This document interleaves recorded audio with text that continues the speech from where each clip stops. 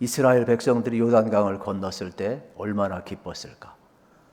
약속의 땅 가나안에 들어갔을 때 얼마나 기뻤을까? 그들은 이루 말할 수가 없을 것입니다. 그런데 하나님께서는 요단강을 건너고 길갈에 진을 쳤을 때에 그들에게 여러 가지 명령을 하십니다. 할례를 행하라 말씀하십니다. 유월절을 지키라 말씀하십니다.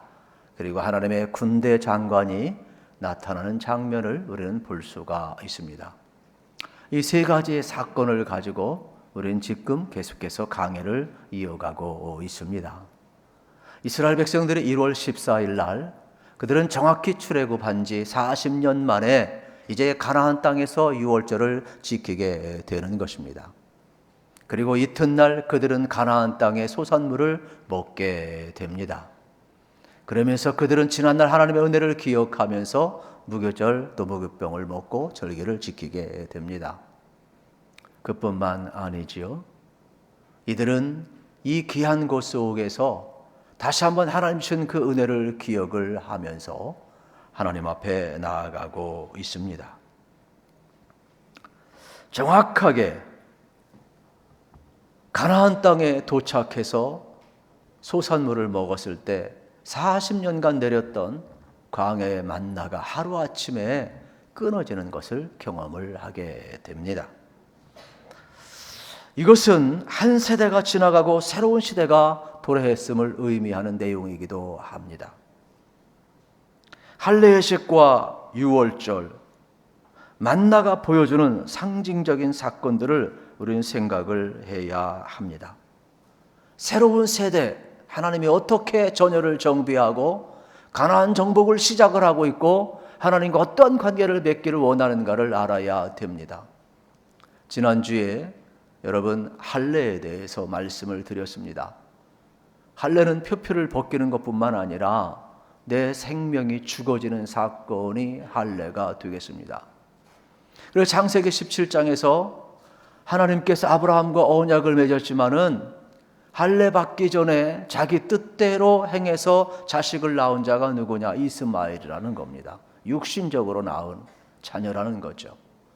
그런데 할례 받은 이후에 자기는 불가능하지만 100세에 자기 힘으로 낳을 수 없지만 낳을 수 없는 곳에서 이삭, 죽은 자 가운데서 태어났다 그래서 이삭인데 여러분 100세에 얻은 이삭을 언약의 자손, 할례를 행한 이후에 얻은 자녀라고, 약속의 자녀라고 말씀을 하는 것입니다.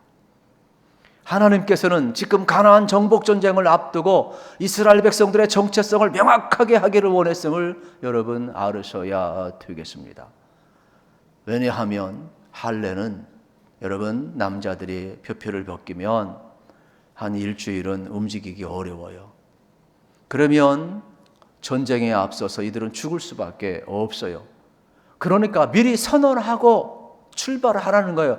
가나안 정복 전쟁은 너희의 총칼로 전쟁하는 전쟁이 아니라 여호와가 하는 전쟁이라는 겁니다. 너의 힘으로 하는 것이 아니라는 겁니다. 그러므로 선언하고 너희는 언약 백성임을, 나는 너희 하나님이고 너희는 내 백성이라 이것을 선포하고 가나안을 향하여 나아가라는 뜻이 되겠죠.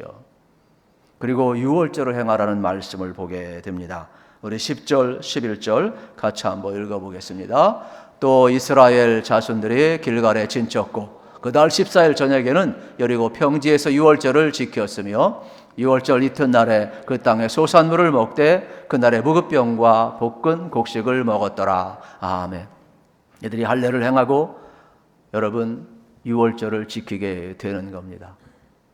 지금 전쟁을 해야 하고 앞으로 전진해야 하는데 하나님께서는 할례 행한 것도 여러분 이스라엘에 감당하기 어려웠는데 유월절 절기까지 지키라는 겁니다. 이거는 떠날 준비를 하라는 것이죠. 애굽에서 나오기 위해서 그들은 어떻게 했습니까? 정신없이 준비했어요. 떠날 준비를 했어요. 그리고 그들은 나오면서 맛없는 또 빵을 먹어야 되는 것이죠. 뭐 정상적인 건 먹을 수 있겠습니까? 그런데 이건 뭘 의미하느냐? 유월절은 이스라엘 백성이 애굽의 재앙에서 넘어간 날이죠. 어린 양의 피를 잡아서 어떻습니까? 문설주에 불렀을 때 거기에 발랐을 때 모든 재앙이 넘어가서 장자들의 여러분 죽음이 패스오버 넘어갔다 그랬어요. 어린 양의 피를 바르지 않고 순종하지 않는 자는 이스라엘 장자이건 애굽의 장자이건 전부 다 죽었습니다. 그래서 핏값을 지불하고 샀다. 장자는 전체를 대표하는 겁니다. 마지가 장자가 아니에요. 이스라엘 전체를 대표해서 마지의 생명을 내가 취하겠다라는 거죠. 그러므로 애굽의 모든 것은 바로의 것이 아니라 하나님의 것이라는 거예요. 그러므로 핏값을 지불하고 내가 너희를 구속했다라는 것이죠. 유월절을 기억하라는 것은 너희의 생명이 내게 있음을 기억하라는 겁니다. 그리고 어떻습니까? 그들이 애굽에서 나올 때에 그들이 한 일은 없어요. 하나님이 하시는 말씀에 순종했을 뿐이에요. 재앙이 넘어간 것은 하나님이 하신 겁니다. 죽음의 사자가 넘어간 거죠. 이제 여리고 전쟁을 할 때에 이들은 죽을 수밖에 없어요. 애굽에서 나온 200만 명은 전부 다 우합지졸입니다. 정식 군사훈련 받은 사람들이 아닙니다. 그런데 어떻게 여리고성 정식 군대와 싸운단 말입니까? 그것도 가나안 7족속과 어떻게 싸웁니까? 죽을 수밖에 없어요. 그러므로 유월절을 지키라는 것은 죽을 수밖에 없는 이 전쟁에서 너희들이 살아나는 길이 뭔가를 알고 시작하라는 겁니다. 하나님이 살려주면 사는 것이고 하나님이 패스오버 시키지 아니하면 우린 죽을 수밖에 없다는 것을 알고, 그래서 유월절 하나님의 은혜를 기억하면서 살라. 왜요? 은혜를 잃어버린 1세대는 광야에서 전부 다 죽어버렸거든요. 그래서 새로운 세대 2세대는 하나님과의 언약을 정비하면서 똑같은 길을 걷지 않기를 원하셨음을 우리가 알게 되는 것입니다. 그렇습니다. 여러분, 하나님이 넘어가게 해야 살게 되는 것이죠. 하나님이 승리하시겠다고 마음먹으면 승리하게 되어 있는 것입니다. 이스라엘 백성들은 변하지 않는 이 진리를 기억해야만 했습니다. 이 전쟁은 너희들의 총칼에 달려있는 것이 아니라는 겁니다. 이 전쟁은 여호와의 손에 달려 있다라는 겁니다. 그래서 가나안 정복사에 보게 되면 철저히 하나님이 대장 되시고 하나님이 앞서서 싸우시고 있는 장면을 우리는 볼 수가 있습니다. 승리와 패배는 하나님의 손에 달려있고 순종하는 자에게 승리의 기쁨이 주어진다는 것을 이야기하는 것입니다. 12절 말씀에 보면 또 그 땅의 소산물을 먹은 다음 날에 만나가 그쳤으니 이스라엘 사람들이 다시는 만나를 얻지 못하고 그 해에 가나안 땅의 소출을 먹었더라. 이 내용은 중요한 의미가 있습니다. 지금까지는 어린아이 신앙이었기 때문에 여러분, 광야에서 매일의 만나를 먹어야 했습니다. 어린아이가 어머니의 모유를 먹는 것과 같습니다. 주는 대로 먹어야 했습니다. 그러나 장성에서는 이제 약속의 땅에 들어와서는 그들이 젖을 끊고 이 가나안 땅의 소산물을 먹었다는 것은 수고하여 그들이 얻어먹는 것을 의미합니다. 농부는 최선을 다하지만 여러분 어떻습니까? 자라나게 하시는 분은 하나님이고 햇빛도 주시고 영양분도 잘 받아야 되고 비도 주시고 하나님을 의존할 수밖에 없지요. 이 가나안 땅에서도 마찬가지라는 겁니다. 이제 너희들이 수고하면서 정신적으로 무장하고 어린 나이의 신앙을 좀 버리고 이제 장성한 그러한 정신 멘탈을 가지고 들어가서 이 약속의 땅에서도 하나님 앞에서 바로 설 것을 지금 요청하고 있음을 우리가 보아야 하는 것입니다. 그리고 상처가 아물 쯤에 여호수아는 군대를 이끌고 전진해 가고 있는데 오늘 13절에 보면은 뜻밖의 사건에 직면을 합니다. 여호수아가 여리고에 가까이 이뤘을 때에 눈을 들어본즉 한 사람이 칼을 빼어 손에 들고 마주 서 있는지라. 여호수아가 나아가서 그에게 묻되 너는 우리를 위하느냐 우리의 적들을 위하느냐 하니 말씀하고 있습니다. 여러분, 갑자기 200만을 데리고 가고 있는데 여호수아가 여러분 얼마나 두려웠겠습니까? 여리고성은 높습니다. 그 안에는 강력한 군대가 있습니다. 백성들 진영을 살펴보고 되돌아보면은 군대 받은 어떤 그 훈련 받은 군인들이 아니잖아요.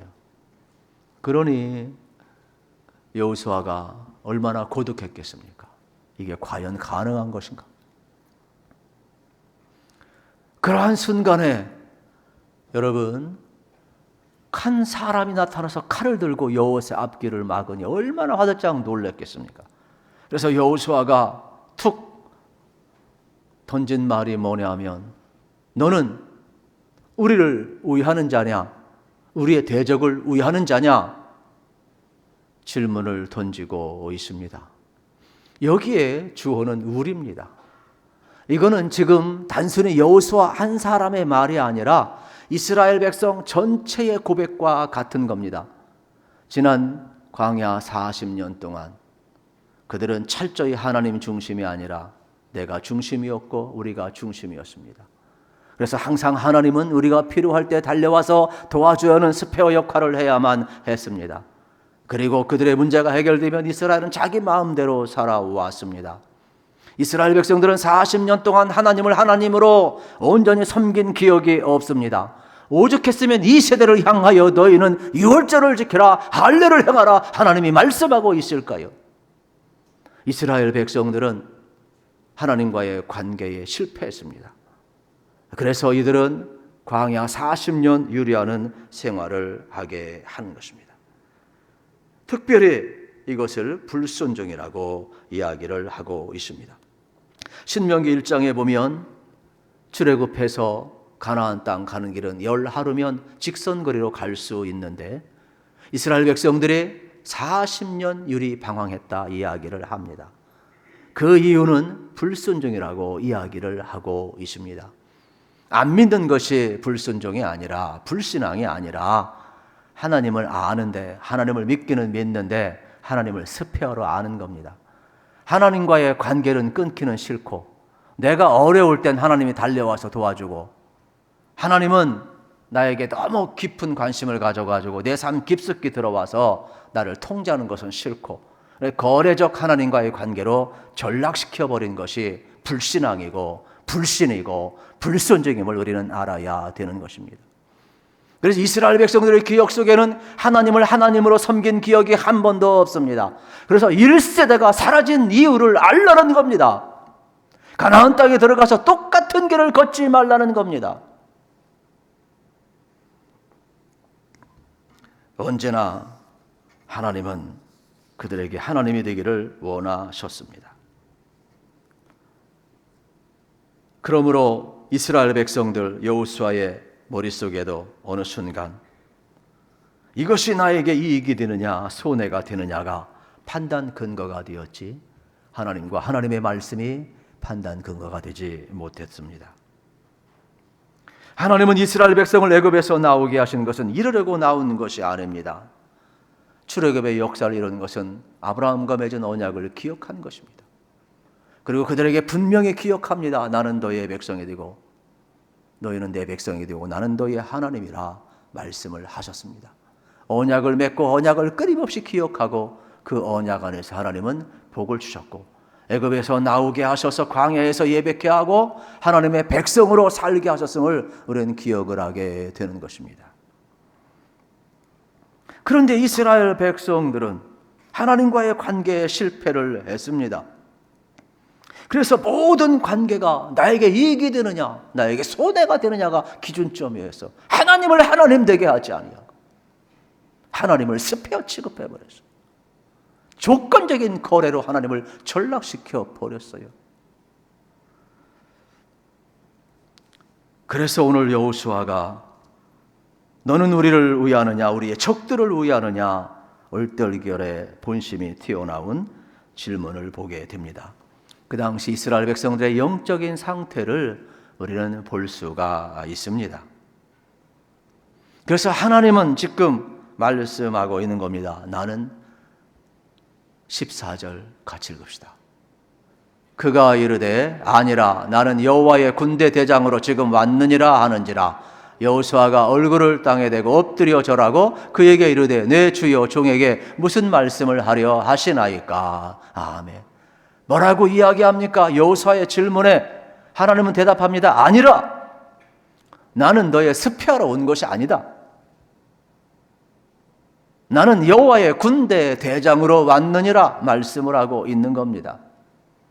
이 말씀이 참 난해한 말씀이에요. 왜냐하면 우리가 보통 군대 대장 그러면 뭐 천군천사를 생각할 수 있겠고 예수님께서 말씀하신 것처럼 12영을 부리는 권세를 가지고 얼마든지 하나님이 하늘의 군대를 보낼 수도 있겠지요. 그런데 오늘 성경 말씀에 보면 난해하지만 우리가 추측은 그렇게 할 수 있지만 성경 자체적으로 뭐 하늘의 군사나 천군 천사라고 말하지 않았다는 데 문제가 있는 겁니다. 그래서 학자들이 아주 헷갈려합니다. 그런데 성경에 보면은 여호와의 군대 대장이라 그랬습니다. 그렇다면 성경의 내적인 증거를 우리가 받아야 되는데 특별히 출애굽기 12장 40절 41절에 이 말씀이 등장을 하고 있습니다.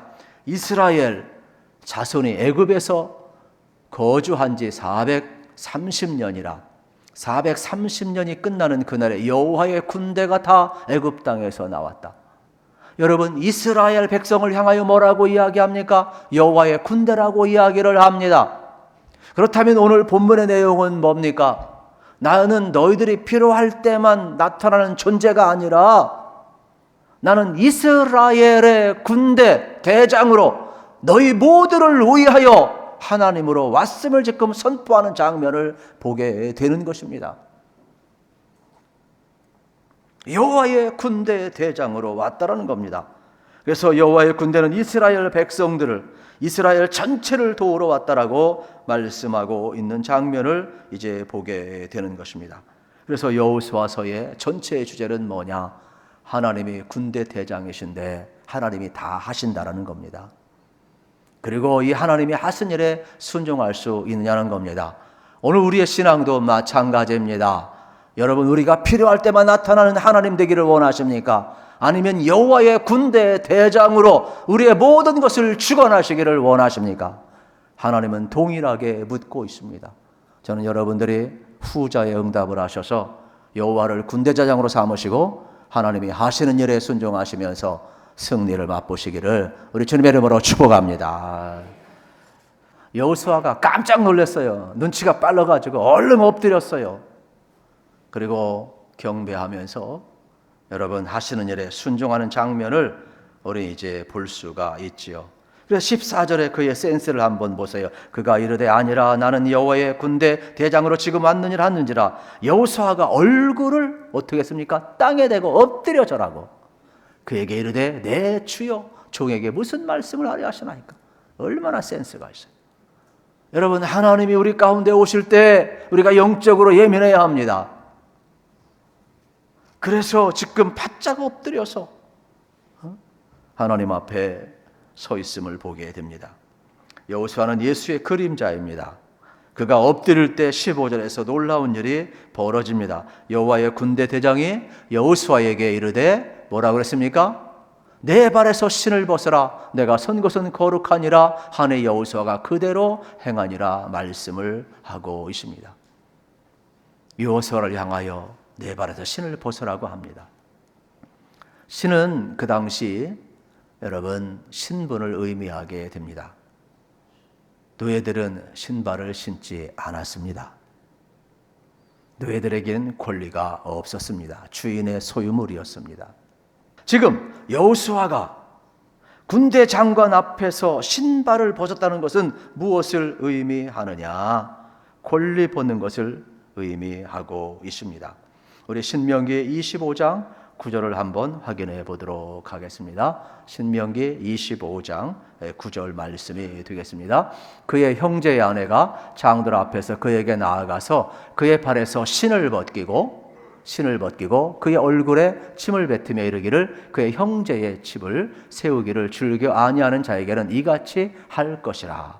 기업 무르지 않겠다며 신을 벗어서 권리를 포기하겠다고 선언을 해야 된다. 이러한 내용이 되겠습니다.